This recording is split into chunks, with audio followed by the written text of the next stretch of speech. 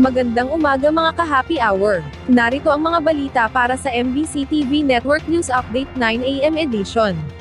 Pope Leo XIV nanawagan ng pagwakas sa lumalalang sitwasyon sa Middle East. Nanawagan si Pope Leo XIV na itigil ang lumalaling spiral violence sa Middle East kasunod ng pag-atake ng United States at Israel sa Iran na sinundan naman ng mga pagganting airstrike. Sa kanyang mensahe sa mga mananampalataya sa St. Peter's Square, nagbabala ang Santo Papa sa posibilidad ng isang napakalaking trahedya kung hindi agad mapipigilan ang paglala ng sigalot. Ayon sa Santo Papa, sa harap ng banta ng isang napakalaking trahedya nananawagan umano siya sa mga bawat sangkot na bansa na magkaroon ng moral na pananagutan upang itigil ang kasalukuyang nagaganap na karahasan bago pa ito magdulot ng mas malalang pinsala. Ang mga naging pahayag ng Papa ay kasunod ng patuloy na palitan ng pag-atake sa pagitan ng Iran at ng US at Israel, na nagdudulot ng pangamba sa posibleng mas malaking destabilisasyon sa Middle East at sa pandaigdigang komunidad.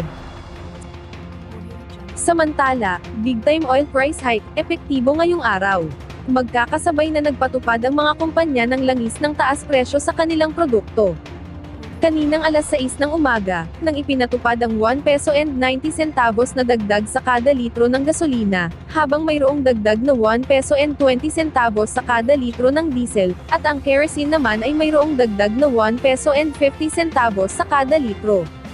Ayon sa Department of Energy, na ang nasabing taas presyo ay siyang resulta ng sigalot sa gitnang silangan, wala pa aniya ito sa nangyayaring pag-atake ng US at Israel sa Iran, kung saan sa susunod na linggo, ay asahan ang mas mataas na dagdag presyo sa kada litro ng mga produktong petrolyo.